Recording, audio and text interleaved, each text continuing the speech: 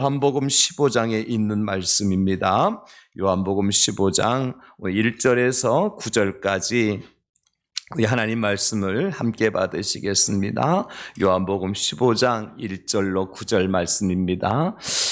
우리 그 자리에 앉은 상태, 몸이 불편하신 분 좀 여러분 계신 것 같아서 앉은 상태지만 경건한 마음으로 우리 하나님 말씀을 함께 받도록 하겠습니다. 다 같이.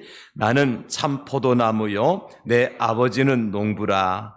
물은 내게 붙어 있어 열매를 맺지 아니하는 가지는 아버지께서 그것을 제거해 버리시고 무릇 열매를 맺는 가지는 더 열매를 맺게 하려 하여 그것을 깨끗하게 하시느니라.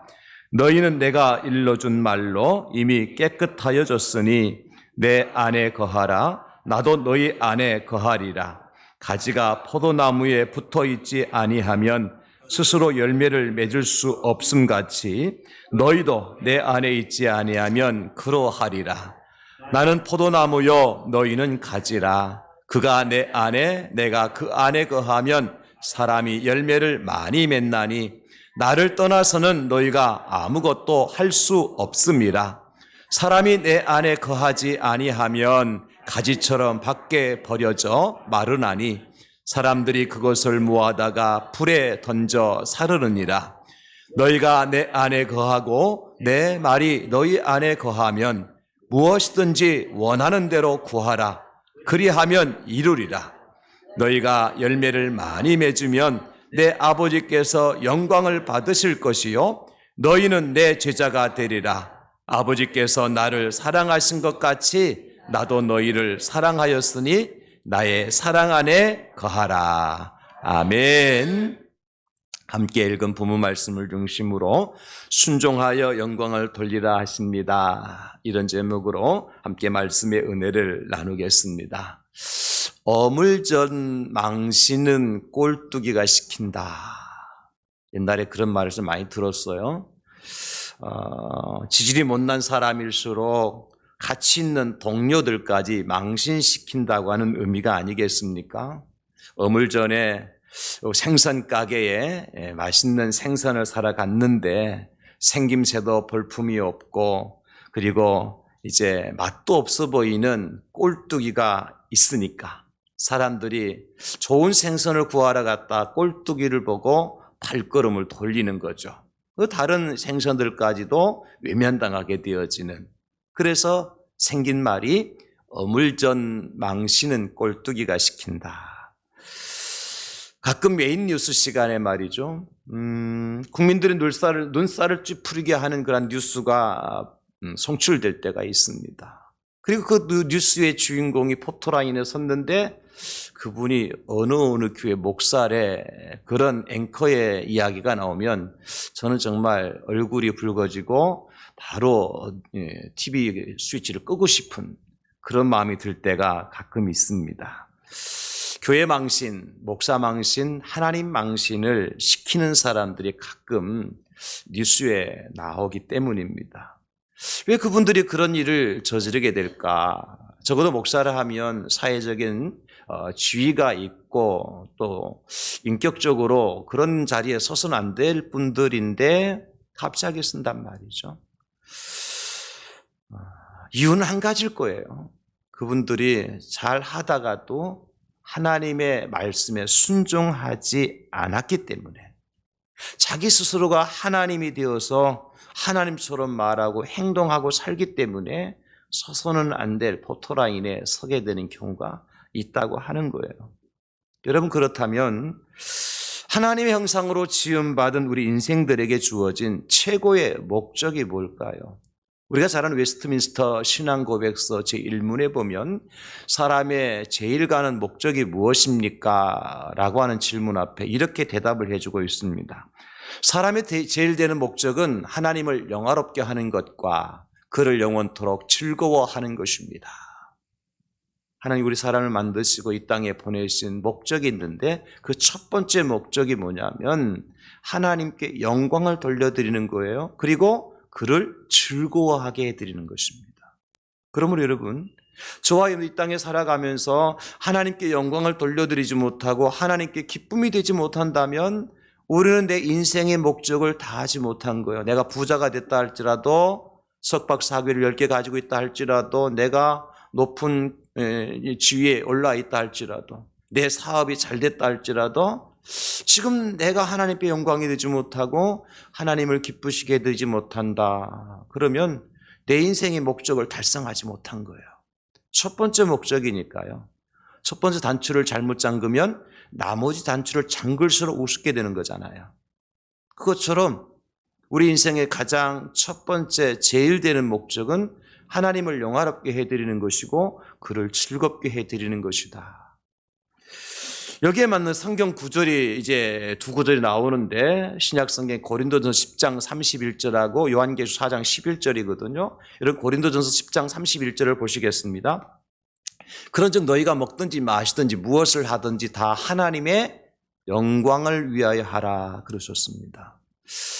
우리 삶의 기준이 뭐여야 되냐면 하나님 영광이라고요. 여러분 음식을 드실 때에 내가 이것을 먹어야 돼? 먹지 말아야 돼? 판단의 기준이 뭐가 되는 얘기입니까? 내가 이것을 먹음으로 말미암아 하나님께 영광이 된다면 드십시오. 그것이 비싼 음식이든 싼 음식이든 상관이 없어요. 그러나 아무리 좋은 음식이라 할지라도, 아무리 많은 사람들이 참는 음식이라 할지라도 내가 이것을 먹음으로 말미암아 하나님 마음 아파하실 것 같아. 절대 하나님께 영광이 되지 않아. 그런 판단을 할 수 있잖아요. 우리가 적어도. 그렇다면 절대 그것을 먹지 말라는 것이죠. 무엇을 먹든지 마시든지 하나님의 영광을 위하여 하라. 여러분 우리 취미생활도 마찬가지예요. 내가 좋아하는 취미생활이 있어요. 그것을 내가 함으로 말미암아 하나님 그것을 보시면서 야 정말 잘한다, 기쁘다. 하나님이 그렇게 평가하실 것 같으면 열심히 하십시오. 여러분 직업도 마찬가지예요. 내가 어떤 직업을 선택할 것인가? 내가 이 일을 통해서 하나님께 영광이 되고 하나님께서 기쁨이 될 것 같으면 여러분 그것이 3D 업종이라 할지라도 내가 거기 들어가서 열심히 일하는 겁니다. 열심히 땀을 흘리는 것입니다. 수고와 아픔이 있다 할지라도 말이죠.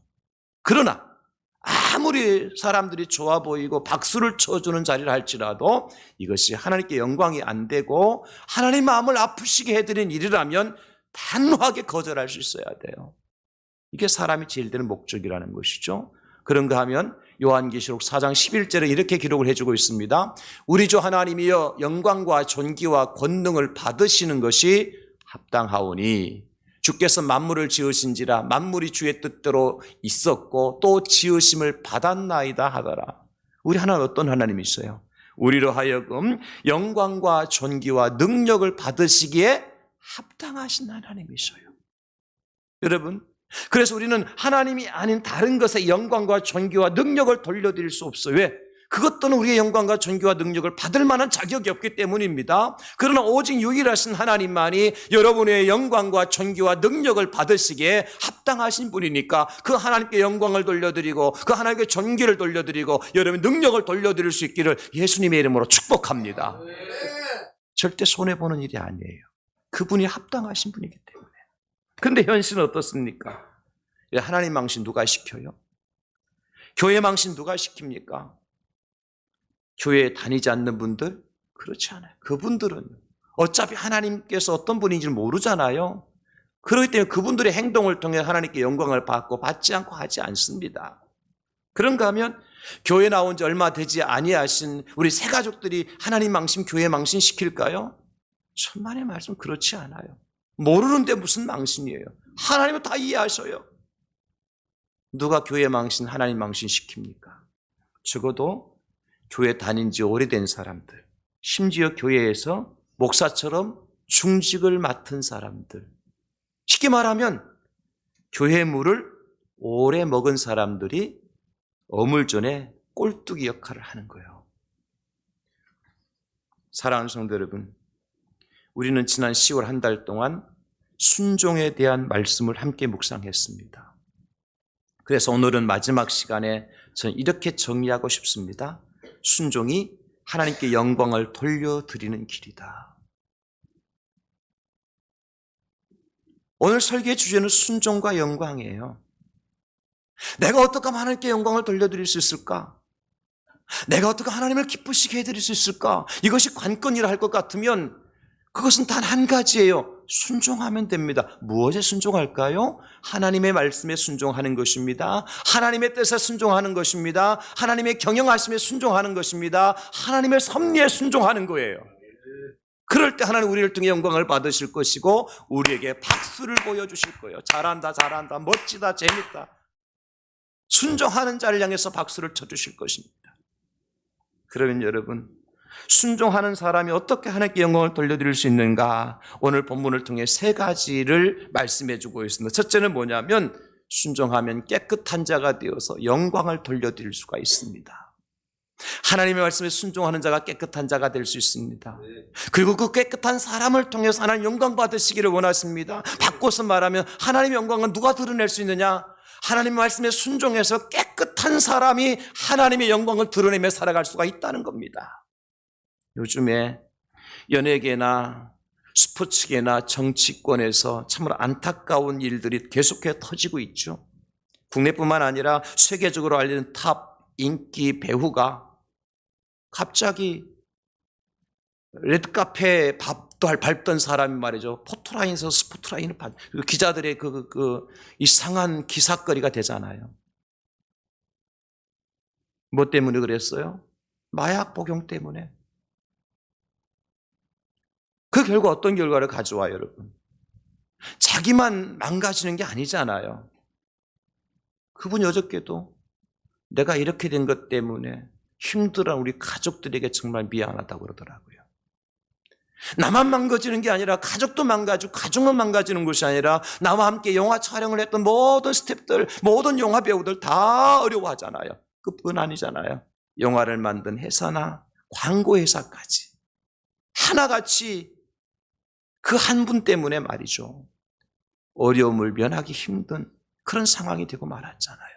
그런가 하면 스포츠계에서도 펜싱 세계 랭킹 1위였죠. 각종 세계 국제대회에서 금메달만 23개나 땄죠. 그런 선수가 15살 연하와 결혼한다고 자기 전 남편과 이혼한 지 몇 개월 되지 않아서 말이죠. 그러다가 결국에는 사기 결혼이 뭐니 얽히고 설켜가지고 같이 고소당하는 일을 만났잖아요. 얼마나 안타까워요. 만날 때부터 그 사람이 주민등록 처음 두 번째 자리가 2로 시작되는 걸 알았다는 거 아니겠습니까? 여자였어요. 그럼 어떻게 그 여자를 자기 신랑으로 맞아들여요? 그때부터 첫 단추가 잘못 끼워준 거 아니겠어요? 여러분, 그뿐입니까 어디? 청렴 결백을 주장하고 떨어진 운동화 신고 나와서 남의 눈으로 끼니를 때운다고 그런 분들이 또 자기의 자녀들을 부정 입학시키고 또 법카를 유용하고 정말 우리 사회가 상한 것이 없어 보이는 것 같이 말이죠. 너무너무 안타까운 일들 왜 벌어지는 거예요 도대체? 이유는 한 가지예요. 자기 자신을 자기의 자리를 깨끗하게 지키지 못했기 때문이에요. 그 위치가 그 자리가 어떤 자리든 상관없어요. 그 자리에서 나를 깨끗하게 지키기만 한다면 그런 일은 벌어지지 않았을 거예요. 성경은 말하죠. 의인은 없나니 하나도 없다고요. 모든 사람이 다 죄를 범하였으면 하나님의 영광에 이르를 수 없다고요. 그 말씀이 진리라고 하는 것을 증명해라 하듯이 지금 세계 우리나라 곳곳에서 그런 일들이 터지고 있는 거예요. 교육계에서도 스포츠계에서도. 여러분 이제 내일 모레 대학 입시가 이제 있습니다. 대학 수학 능력 시험을 봅니다만은 작년까지 어떤 일이 벌어졌어요? 학원가에서 학교에서 어려운 문제를 돈 수천만 원 수억씩 주고 사고 팔고 하는 일이 생겨가지고 그래서 그 학원에 들어가서 공부하는 학생들만 우리나라 최고 학부에 들어가도록 만들어 놨던 이 교육계의 비리, 상상도 못할 일이 교육계에 일어났었잖아요. 이런 다른 데 다 스포츠계에 그렇다 할더라도 교육계만큼은 그렇게 하면 안 되잖아요. 100년 대계가 달려있는 건 그런 분야 아닙니까? 무엇 때문이죠? 교사면 교사로서, 학원 강사면 강사로서 자기 자리의 자기를 깨끗하게 지키지 못했기 때문에. 의인은 없나냐? 하나도 없어요. 성경 보실까요? 로마서 3장 9절로 15절 말씀입니다. 그러면 어떠하냐? 우리는 나으냐? 결코 아니라. 유대인이나 헬라인이나 다 죄 아래 있다고 우리가 이미 선언하였노라. 기록된 바 의인은 없나냐? 하나도 없으며 깨닫는 자도 없고 하나님 찾는 자도 없고 다 치우참게 무익하게 되고 선을 행하는 자는 없나냐? 하나도 없도다. 그들의 먹구멍은 열린 무덤이여 그 혀로는 속임을 일삼으며 그 입술은 독사의 독이 있고 그 입에는 저주와 악독이 가득하고 그 발은 피 흘리는데 빠른지라. 처음에 첫성이 뭐라고 그래요? 그러면 어떠하냐? 우리는 나으냐? 제가 지금 이 강단에 서서 많은 분들이 이야기를 했습니다만은 그런 이 말을 하는 강대상에선 장 목사는 나으냐 그 말입니다. 하나님 말씀 저한테 말씀하신 거예요. 장 목사 너는 나으냐? 너는 다르냐? 저는 우리 하나님께로부터 이 음성을 듣습니다. 장 목사 너는 좀 나으냐? 그리고 하시는 말씀이 결코 아니라. 여러분 그러면 어떻게 해야 됩니까? 우리가 나 외 다른 사람들을 주목하고 그들을 지적하고 정죄하고 판단하고 심판할 수 있습니까? 우리가 할 수 있는 것은 한 가지밖에 없습니다. 내가 그 죄인 중에 한 사람이었습니다라고 고백하고 회개하는 길밖에 없습니다. 주님, 내가 죄인 중에 괴수입니다. 주님, 내가 내 눈에 들보는 보지 못하고 형제 눈에 티만 보고 지적질하고 살았습니다. 주님, 내 발에 묻어있는 오물은 보지 못하고 형제 발에 묻은 먼지만 보고 정죄했습니다. 내 마음속 깊은 곳에 자리한 악한 것은 조금도 생각하지 못하고 형제를 미워하고 시기하고 질투하며 살았습니다. 나의 미숙하고 부족한 것을 생각하지도 못하고 다른 사람들이 잘 못하는 것에 집중하며 손가락질하며 살았습니다. 이런 회개가 필요한 때가 아닐까요? 이런 성찰이 필요하지 않겠습니까? 사랑하는 성도 여러분, 우리 하나님 어떤 그릇을 귀하게 쓰신다고 말씀하셨나요? 큰 그릇입니까? 고급진 비싼 그릇입니까? 성경은 그렇지 않습니다. 깨끗한 그릇을 쓰신대요. 디모데후서 2장 20절로 21절 말씀에 큰 집에는 큰 금그릇과 은그릇뿐만 아니라 나무 그릇과 질그릇도 있어 귀하게 쓰는 것도 있고 천하게 쓰는 것도 있나니 그러므로 누구든지 이런 것에서 자기를 깨끗하게 하면 귀히 쓰는 그릇이 되어 거룩하고 주인의 쓰심에 합당하며 모든 선한 일에 준비함이 되리라. 깨끗한 그릇을 쓰신대요. 우리가 두 눈으로 목격하는 것은 뉴스에 등장하는 정치인이든 경제인이든 연예인이든 교육인이든 스포츠맨이든 깨끗하지 못하면 결국 어떻게 되든가요? 망하게 됩니다. 결국엔 망하고 말아요. 버림당합니다. 성경에 이스라엘 초대 왕이었던 사울 왕, 제2대 왕이었던 다윗 왕, 두 왕의 이야기가 나오잖아요. 사울 왕도 위대한 왕이요 다윗 왕도 위대한 왕입니다. 그러나 이들에게도 실수가 있더라고요. 잘못이 있더라고요. 사울 왕도 실수를 하고 다윗도 실수를 해요. 근데 어쩌면 사울보다 다윗이 더 큰 실수한 것 같기도 해요. 근데 하나님 어떻게 하셨어요? 사울은 버리고 다윗은 선택하시더라고요. 그 이유가 뭘까요, 여러분? 다윗이 작은 죄를 지었기 때문입니까? 그렇지 않아요. 사울은 죄를 짓고 잘못을 하였지만은 여전히 자기 자신의 잘못과 실수와 죄를 감추기 위해 급급했지만 다윗은 나단 선지자가 와서 당신이 강도라고 얘기했을 때에 철저하게 회개합니다. 하나님 그것을 보신 거예요. 그렇습니다. 여러분, 사람이 죄를 지었기 때문에 하나님의 심판을 받는 것이 아닙니다. 우리가 죄인이기 때문에 심판받는 것이 아니라 왜 심판받습니까? 죄를 회개하지 않았기 때문에 심판에 이르는 거예요. 바꾸고 말하면 우리가 죄인 중에 괴수와 같은 존재지만 하나님, 내가 연약해서 알지 못해서 부족해서 또 실수하고 또 잘못해서 죄를 졌습니다.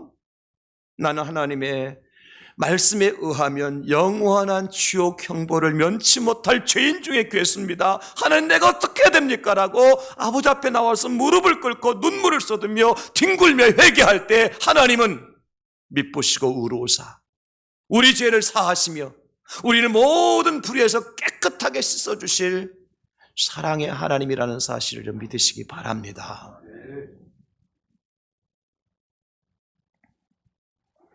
사랑하는 성도들은, 그렇다면 우리가 어떻게 순종할 때 이 첫 번째 은혜를, 하나님께 영광을 돌려드릴 수 있을까요? 회개하는 거예요. 세례 요한도 이 땅에 오셔서 첫 번째로 외치셨던 메시지가 회개였습니다. 우리 예수님도 처음으로 외치신 메시지가 회개였습니다. 회개하라, 천국이 가까이 왔느니라. 회개하라 명령하셨어요. 세례 요한의 첫 번째 명령도, 예수님의 첫 번째 명령도 회개하는 것입니다. 여러분, 그러므로 이 명령을 지키지 않고 다음 명령을 지켰다고 해서 우리 구원받을 것이라고 생각하면 착각입니다. 첫 번째 명령을 지키지 않는 다음 명령 아무리 지켜 소용이 없습니다. 처음 명령이, 아까 얘기했잖아요. 첫 번째 단추를 잘못 잠그면 아무리 나중에 단추를 잘 잠궈도 더 이상하게 된다고요. 그렇죠, 여러분? 아예 안 잠그는 게 낫지. 예수님의 첫 번째 명령이 뭐라고요? 회개하라. 세례 요한의 첫 번째 명령이 뭐였다고요? 회개하라였습니다. 그러므로 여러분, 우리가 순종해야 될 첫 번째 메시지는 회개하는 것입니다. 이 말씀은 유대인들에게 해당되는 말씀일까요? 이 말씀은 우리 예수님의 제자들에게만 해당되는 말씀일까요? 이 말씀은 간음하다가 현장에 잡혀온 여인에게만 하시는 말씀일까요? 그렇지 않고요. 오히려 그 여인을 향해서 돌을 들고 서서 그 여인을 쳐 죽이려고 부들부들 떨고 있는 유대인들을 향한 메시지인 것입니다. 그러므로 여러분, 회개하라, 천국이 가까워 있다는 말씀은요, 저 교회 밖에 계시는 분들을 향한 하나님의 말씀이 아니에요. 기억하시기 바랍니다. 그들이 들어야 될 메시지가 아니에요. 그분들은 몰라요. 오늘 하나님 우리에게 말씀하십니다. 오늘 예배하는 저와 여러분들에게 말씀하십니다. 우리 대한민국 성도님들에게 말씀하십니다. 회개하라, 천국이 가까이 왔느니라. 왜냐하면 회개하고 죄 용서 받아야 될 첫 번째 주인공들은 바로 저와 여러분들이기 때문입니다. 우리 하나님은 회개하고 깨끗함을 입은 그런 사람들을 통해서만 영광 받으시기를 원하세요. 사도 요한이요, patmos섬에 유배되어서 아시아의 7 교회에 편지하실 때에 버가모 교회라고 하는 교회, 이런 말씀을 이제 기록하여 보냈습니다. 요한계시록 3장 17절로 19절인데요. 네가 말하기를 나는 부자라, 부여하여 부족한 것이 없다 하나 내 곤고한 것과 가려는 것과 가난한 것과 눈먼 것과 벌거벗은 것을 알지 못하는도다. 내가 너를 고난으로 내게서 불로 연다는 금을 사서 부유하게 하고 흰옷을 사서 입어 벌거벗은 수치를 보이지 않게 하고 안약을 사서 눈에 발라 보게 하라. 물은 내가 사랑하는 자를 책망하여 징계하노니 그러므로 네가 열심을 내라, 회개하라. 내가 사랑하는 자를 책망하여 징계한다. 이 말은 내가 교회 안에 들어와서 내가 그리스도인이라고 말하는 사람들을 향하여서 책망하고 징계하시는데 어떻게 하라고요? 회개하라고 말씀하십니다. 이런 자식이 사랑스러워에 매도드는 것이, 내놓은 자식은 매들 필요도 없습니다. 지 맘대로 하게 내팽개치면 그만이지. 그렇지 않습니까? 돌아올 만한 가능성이 있는 자식에게 매를 드는 것이지 돌아올 가능성도 없는 자식에게 매들 필요 없습니다. 하나님 마찬가지예요. 하나님의 관심은 교회 밖에 있는 저분들이 아니라 오늘 교회 안에 들어와 함께 예배하는 저와 여러분들을 향해서 오늘 징계하고 책망하시면서 하시는 말씀이 회개하라고 말씀하시는 거. 왜? 우리가 회개할 때 용서해 주시고 깨끗함을 받은 백성들을 통해 영광 받으시기를 원하시기 때문에 그렇습니다. 여러분, 하나님, 오늘 저와 여러분들 통해 영광 받으시기를 원하십니다. 회개하라는 말씀에 순종하시고 우리가 있는 자리에서 우리 자신들을 깨끗하게 지켜나가시는 여러분 모두가 될 수 있기를 예수님의 이름으로 축원합니다. 두 번째로는 열매를 많이 맺음으로 영광을 돌려드립니다. 오늘 5절 말씀에 보면 나는 포도나무에 놓이는 가지라 그가 내 안에 내가 그 안에 거하면 사람이 열매를 많이 맺나니 나를 떠나서 너희가 아무것도 할 수 없음이라 그렇게 말씀하셨어요. 그가 내 안에 내가 그 안에 거한다는 말은 무슨 뜻일까요, 여러분? 한마디로 말하면 하나님의 말씀에 순종해서 그 말씀대로 살면 그런 뜻이에요. 그럼 어떻게 된다고요? 그 결과는 열매를 많이 맺게 해주시는 분이 누구예요? 하나님이시죠.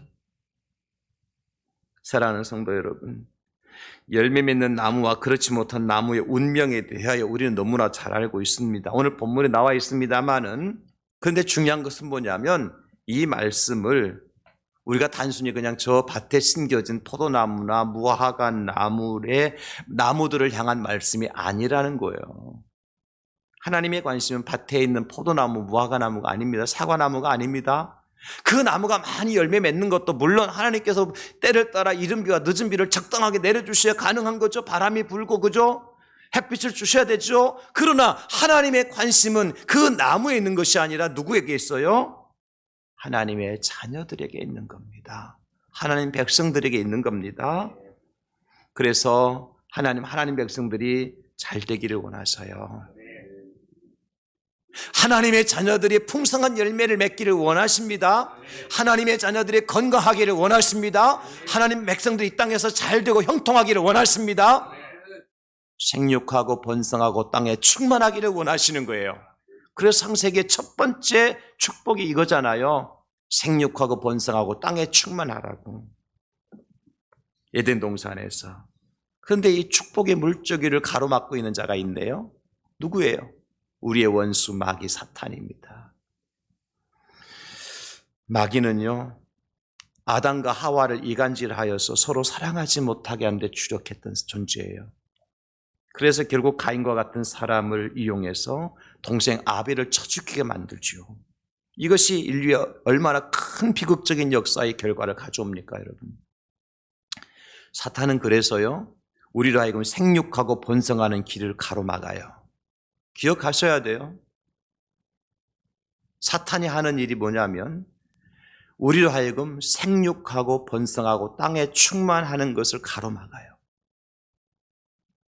그래서 믿음의 가문에 들어온 여인들로 하여금 임신을 하지 못하도록, 아이를 갖지 못하도록 해요. 그래서 남자와 남자가 결혼하게 만들고 여자와 여자가 결혼하게 만들어요. 남자와 남자가 결혼해서 임신할 수 있습니까? 여자와 여자가 결혼해서 아이를 가질 수 있습니까? 사탄의 전략을 아셔야 됩니다. 우리가 동성애주의자들을 욕하는 게 아니에요. 그들을 조종하고 있는 악한 원수 마귀가 미운 거예요. 사탄이 미운 거예요. 그들이 악한 거예요. 동성애주의자들이 악한 게 아니에요. 그들은 몰라서 그래요. 불쌍히 여겨야 될 사람들이에요. 진리 가운데 받아야 될 사람들이에요. 여러분, 그런 하나님 어떤 분이십니까? 다시 여인들의 태를 열어서 믿음의 대를 이어가게 만드시고 하나님 역사를 이루시는 분이 하나님이시잖아요. 우리가 달란트 비유를 통해서 배우는 교훈이 있어요. 하나님께서 원하시는 바는 한 달란트를 땅에 묻어두는 것이 아닙니다. 여러분, 한 달란트를 땅에 묻어뒀던 사람이 그거 자기 가지고 도망갔습니까? 주인의 것까지 도망갔어요? 한 달란트 다시 땅에서 캐어서 주인에게 갖다 주었어요. 여러분 그렇죠? 손에 끼친 적 없어요. 주인이 줬던 거 갖다 본전 드렸어요. 그런데 그 주인이 어떡합니까? 그 달란트를 뺏어서 5달란트를 가지고 또 다른 5달란트를 남긴 사람에게 주더라고요. 이건 책망이죠. 진노죠. 아셔야 됩니다. 본전치기만 하면 되지 부부가 만나서 결혼을 해서 여러분 어떻게 해야 돼요? 본전치기 하면 되겠습니까? 저 본전치기 하니까 좀 말이 좀 그렇네. 아닙니다. 우리는 생육하고 번성해야 됩니다. 그래서 사탄이 최고 싫어하는 게 뭐냐면 교회 부흥이에요. 교회 부흥. 교회가 부흥하는 꼴을 보지 못해요. 교회가 뭔가 좀 부흥하고 잘 되는 것 같으면 사탄이 역사를 합니다. 그래서 2패, 3패로 나누도록 만들고 2층, 3층 예배 드리도록 만들고 말이죠. 4패, 4패를 만드는 거예요. 사탄이 하는 겁니다, 여러분. 반대로 성령님은 어떤 분이시죠? 교회가 부흥하는 것을 가장 기뻐하셔요. 부흥하는 교회를 통해서 큰 역사를 이루도록 하셔요. 물론 여기서 말하는 부흥이라는 것 단순히 숫자만의 증가를 말하지 않습니다. 예배의 본질이 회복이 되어지고 말씀이 살아 역사하고 성도들 간의 아름다운 꽃 사랑스러운 교제가 활성화되어 있는 교회, 이것이 교회 부흥이죠. 그러나 여러분, 이 숫자적인 증가 부흥을 우리가 터부시할 필요도 없어요. 많은 사람들이 어떤 교회가 막 사람 많이 모인다 그러면 시기하고 질투하고 그 교회를 욕하고 목사를 욕하는데 절대 그러지 맙시다. 우리는 제가 그랬잖아요. 우리 옆에 있는 교회가 막 부흥이 돼갖고 막 수천명 수만명 모이면 그 자리에 모일 자리가 없으면 우리 교회로 다시 올 거 아니에요. 그 사람들이 남은 사람들이라도 거기 가니까 앉을 자리가 없네. 우리 앉은 자리는 가서 예배드려. 그러면 올쓸 수 있잖아요. 여러분 그런 자세 가지고 축복해주고요. 생각해 보십시오, 여러분. 예배가 회복되고 말씀과 찬양이 살아있고 성도들에게 아름다운 교제가 있는 교회에 하나님께서 사람들을 보내주시기를 원하실까요? 아니면 맨날 찌그락찌그락 싸우고 당이나 짓고 말이죠. 인상이나 쏟고 있는 교회에 하나님 새 가족을 보내주시기를 원하실까요? 여러분 같으면 어디에 보내주고 싶어요? 여러분 자녀들. 하나님 동일하시지 않겠어요? 그래서 부익부 빈익빈 현상 나타나는 겁니다. 어쩔 수 없어요. 욕하지 마세요. 부흥하는 교회는 부흥하는 교회에서 분명한 이유가 있다고요. 쪼그라드는 교회는 쪼그라드는 교회라서 분명한 이유가 있다고요. 우리가 그것을 알면, 하나님의 뜻을 알면, 순종하게 되어지면, 깨끗한 교회가 되어지면 많은 열매를 맺게 된 한 축복도 누리게 될 줄로 믿습니다. 여러분 이 사실 성경이 이렇게 증거해 주잖아요. 사도행전 22장 46절 47절 날마다 마음을 같이하여 성전에 모이기를 힘쓰고 집에서 떡을 떼며 기쁨과 순전한 마음으로 음식을 먹고 하나님을 찬미하며 또 온 백성에게 칭송을 받으니 주께서 구원받는 사람을 날마다 더하게 하시니라. 보낼만 하니까 보내주시는 거잖아요. 채울만 하니까 채워주시는 거잖아요. 하나님의 뜻은 채우는 데 있습니다. 하나님의 뜻은 넘치는 데 있습니다. 하나님의 뜻은 많은 열매를 맺는 데 있습니다. 그래서 저는 진정한 교회 부흥에 목마른 사람 중에 한 사람이에요. 생각해 보세요. 우리가 지금 모이는 이 숫자만을 가지고 더 큰 일을 할 수 있습니까? 하고 싶어도 못해요. 매년 우리 청년들 50명, 60명, 100명씩 저는 막 선교지에 보내고 싶어요. 그런 청년들이 돈이 어디 있습니까? 성도님들이 100만 원, 1000만 원, 1억씩 내가지고 청년을 갔다 와라. 비전 가서 보고 배우고 와라. 비전 트립 해라. 그래가지고 청년을 갔다 오면 그 청년들이 또 나중에 장년 돼가지고 그 다음 세대를 이끌어가고 리드해주고 서포트해주고 그러면 그 교회가 부흥되는 교회죠. 언제까지나 여기서 우리가 째가락째가 사치기 사법부만 하고 앉았을 거예요. 저는 그거 원치 않아요. 그래서 이번에 다니엘 기도회 때 드린 헌금은 나중에 광고하겠습니다마는 다음 세대를 위한 헌금으로 결정을 했습니다. 기도하면서 하나님께서 어떻게 다음 세대를 양육하고 그들을 훈련시키고 그들 믿음의 사람으로 세우는 데서 필요한 데에 이 물질이 쓰여졌으면 좋겠다. 그런 마음이 있는 분들은 이번 다니엘 기도회 때 하나님 앞에 헌금을 드리십시오. 억지로 하지 마시고요. 숫자를 생각하기 전에 우리가 순종함으로 본질로 돌아가면 돼요. 날마다 마음을 갖춰 성전에 모이기를 힘쓰고요. 기쁨과 순전한 마음으로 성도의 교제를 나누고요. 마음을 다하고 뜻을 다하 하나님을 찬미할 때 하나님은 많은 열매를 맺게 해주실 것이에요. 하나님은 다른 사람의 그물이 아니라 베드로의 그물에 150마리의 물고기를 몰아주신 분이셔요. 저는 우리 대항제일교회가 베드로의 그물 역할을 할 수 있기를 주님의 이름으로 축복합니다. 네. 베드로가 언제 그런 복을 받았어요? 순종했을 때입니다. 내가 밤이 새도록 고생했지만 단 한 마리 고기도 잡지 못했지만 하나님의 말씀에 의지하여서, 예수님의 말씀에 의지해서 내가 그물을 내리니다 하고 그물을 내리니까 하나님께서 그 그물에 없던 고기까지 다 몰아주신 것 아니겠습니까? 왜 바다에 고기가 없겠습니까? 하나님이 몰아주시면 그 배에 차고 넘치도록 많은 열매를 맺게 되는 거예요. 사랑하는 성도님들, 우리가 풍성한 열매를 맺기 위해서 하나님 말씀에 순종합시다. 그리고 풍성한 열매를 맺음으로 하나님께 영광을 돌려드리시기를 주의 이름으로 축복합니다. 마지막 세 번째는 참 제자가 되어서 영광을 돌려드려야 돼. 8절에 너희가 열매를 많이 맺으면 내 아버지께서 영광을 받으실 것이요 너희는 내 제자가 되리라 말씀하셨어요. 여러분, 제자는 어떤 사람입니까? 스승을 따르는 사람이죠. 스승을 닮아가는 사람이죠. 스승의 가르침에 순복할 줄 아는 사람. 그러므로 예수님의 제자가 된다는 말은 예수님을 따르는 자입니다. 예수님을 따르는데 어떻게 따라갈까요? 자기를 부인하고 자기 십자가 지고 예수님 따라가는, 마가복음 8장 34절 무리와 제자들을 불러 이르시되 누구든지 나를 따라오려거든 내 제자가 되려거든 자기를 부인하고 자기 십자가를 지고 나를 따를 것이니라. 여러분, 자기 부인한다는 거 뭐예요? 내 생각, 내 철학, 내 사상, 내 고집 내려놓는 거예요. 제발 내 고집 좀 내려놓고 삽시다. 제가 일부 예배 때 말씀드렸습니다마는 나이가 들면 내 고집이 더 강해지거든요. 절대 다른 사람의 말이 귀가 안 들어와요. 그거 내려놔야 돼요. 얼마나 그게 추한 일인 줄 아세요, 여러분? 제가 우리 목사님 만나면 자기 가정에 어머님이나 누구 이렇게 가족들 중에 치매에 걸리신 분들이 이야기를 해요. 참 힘들어 하십니다.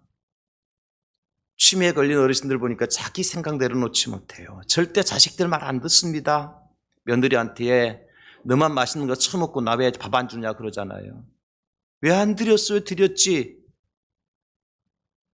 절대 우리 그런 고집 피우지 맙시다. 자기 부인해야 돼요. 나를 내려놔야 돼요. 내 육체의 소욕을 죽이는 겁니다. 내 마음의 왕의 자리에 내가 앉았었더라면 이제는 나를 내려놓고 그 자리에 예수님 모시고 삽시다, 여러분. 자기 십자가 진다는 말은 뭐예요? 예수님처럼 고난받으라는 얘기예요? 아니에요. 우리 예수님 우리 고난받고 죽도록 고생하도록 살도록 예수님 그걸 원치 않으셔요. 여러분, 자식들이 그렇게 고생하는 거 원하시는 부모가 어디 있습니까? 할 수만 있으면 내가 해주고 싶은 거 다 해주고 싶는 것이 부모의 마음이지. 그럼 자기 십자가를 진다는 건 뭐예요? 내게 맡겨진 나의 책임을 내가 다 감당하는 거예요. 교회 공동체에서 목사는 목사로서의 책무가 있는 거 아니겠습니까? 목사가 감당할 몫이 있잖아요. 저는 그것을 감당해야 되는 거예요. 이것이 내 십자가 지고 가는 겁니다, 여러분. 여러분, 교회에서 어떤 직분을 맡으셨습니까? 아니, 교회뿐만 아니라 가정에서나 직장의 사업장에서 여러분 맡은 일이 무엇입니까? 다른 사람에게 미루지 마세요, 제발. 내 짐을 다른 사람에게 지어주려고 하지 마세요, 제발.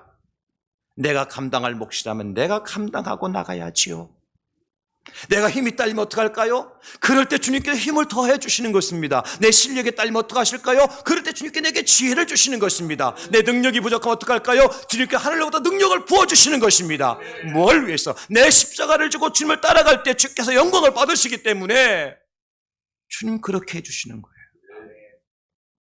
에베소 4장 11절 12절 그 어떤 사람은 사도로, 어떤 사람은 선지로, 어떤 사람은 복음 전한 자로, 어떤 사람은 목사와 교사로 삼으셨으니 이는 성도를 온전하게 하여 봉사의 일을 하게 하며 자기 십자가를 지게 하며 그를 통해서 그리스도의 몸을 세우려 하심이라. 예수님께서 영광을 받으시기를 원하신다는 뜻이에요. 사랑하는 성도 여러분, 말씀 마무리합니다. 우리가 순종할 때 주님의 제자가 될 수 있습니다.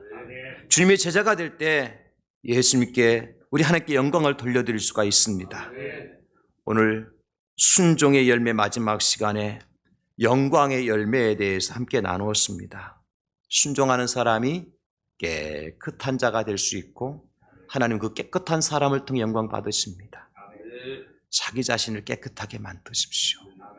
회개할 거 회개해야 됩니다. 또한 순종하는 사람이 많은 열매를 맺을 수 있습니다. 쪼그라든 교회가 아니라 풍성한 교회, 은혜도 사랑도 풍성한 교회를 통해서 하나님 영광 받으십니다. 마지막으로 주님의 참된 제자가 될 때 주님은 가룟 유다를 통해서가 아니라 베드로를 통해서 영광 받으시고 사도 바울을 통해 영광 받으신 분 아니겠습니까? 우리가 그 자리에서 믿음으로 순종하여 하나님께 영광을 돌려드릴 수 있는 사람의 제일 가는 목적을 달성하고 살아가는 저와 여러분들 다 될 수 있기를 예수님의 이름으로 축원합니다. 하나님 아버지,